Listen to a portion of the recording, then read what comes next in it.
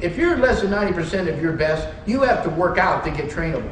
You can't. You have to be in trainable state always. In other words, you guys will say, "Hey, we'll have a contest, you guys." Now, is this true? I'll say, you say, "Louie, I'd challenge you to a contest in 12 weeks." I'll say, "I'll challenge you to a contest in 3 weeks," and we could go do it any time of the year. But a lot of people have to have this long period of time to get ready. We don't. We're constantly above 90%, and you know. So you're like, the first year somebody's here, I mean, you're finding a lot of different ways to find the max. Exactly. I mean, it's a very, beginner year is a beginner year. I mean, you're finding the max. Well, we don't have any beginners. Yeah. Beginners can't cope here.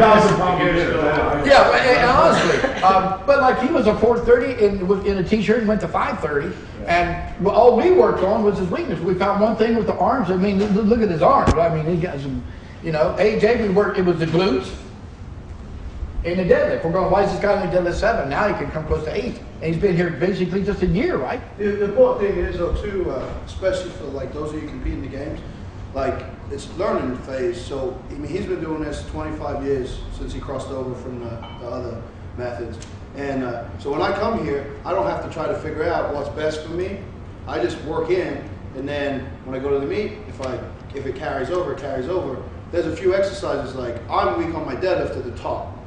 And so like reverse band deadlift, which we'll show you, Louie calls it the future method, doesn't help me because the bands don't help at the top. So I'm back to straight weight.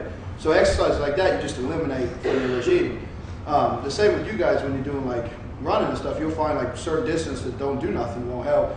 Certain exercises that aren't going to increase like for certain movements. And so over time, anyone that comes in and trains with you, you don't have to put them through that. So when someone new comes here, like we have a new kid moving here, Brandon Lilly, squats 950 right now.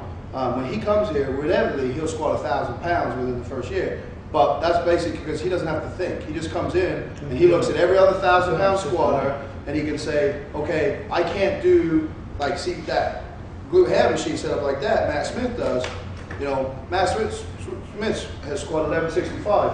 Well, if you can't do glute hams up that high, then you're probably not going to be able to squat 1165. So you can process of elimination and just come in and basically copy the next guy. So if I was going to come to a CrossFit facility and I want to compete in the games, I would just follow you around. My loads would be different, but I wouldn't do anything different than you unless we looked at me and said, really, you need to, you know, obviously fight game, I'd have to get completely conditioned before I could even do that. But that's how it starts here. When you come in, you just jump right in and you just follow the person that the next level where you need to get to. And so it's a really easy system because once you get through that first wave of figuring out what's best, everyone else just fits in. And it sounds silly, but it is just basically copy the monkey, you know. And all it is finding your weakness, like you said. Once we establish your weakness, and for me, it's real fast. I mean, remember the first time you come here, you said, everybody comes here, I see you out deadlift. I said, yeah, I'll deadlift your fat ass too. And you couldn't walk out of deadlift. I go, dude, it's your glutes, because he just flies. His legs is 10 times stronger than mine. You know, it's one area. It's always the weakest, you know, link in the chain. I'm the only one, Tudor Bumpers, you wrote books that stack up 15 feet on periodization. Dr. Medvedev, Angel Spazov in Bulgaria, the Russians, everybody, they all had these severely blocked cycles of light, medium, heavy loads, and so forth. Well, I don't like to do that. I want to come in, we never had a coach, and I want to come in and do what I want to do, yet it's systematic that our volume changes, and we don't even sometimes use a 3-week wave. I come in to do sets in the deadlift, and the next thing I know, I'm pulling a 530 band record over there with that band. I'm going to do sets at 2 1/4. And this joker here, every time he shows up on Monday from Matt Large Nutrition, we'll talk about nutrition, the only thing he can do is deadlift. So he wants to deadlift all the time. So you know, no matter what you want to do, you're going to have to do some kind of deadlift. See, you can do, what I'm saying is, I don't have to be prepared. If you're going to try to kick my ass, I go, well, show up in 10 weeks, I'm ready now. You are ready to break any record you want if you train properly. Anytime. Anytime you want. Because I have to do it because of these jokers. Right now, boom, you got to do it. And I've had people put their finger in my face and say, we're having a contest right now, and you got to have a contest because they can sure kick my ass. Chuck Bowman Poland was here.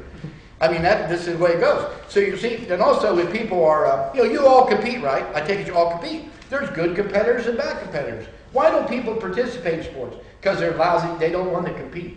They just want to have a nice, fun time, right? They can't compete. They can't get that mind up there.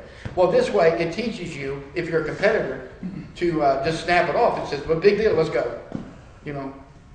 And 9 times out of 10, you break a record.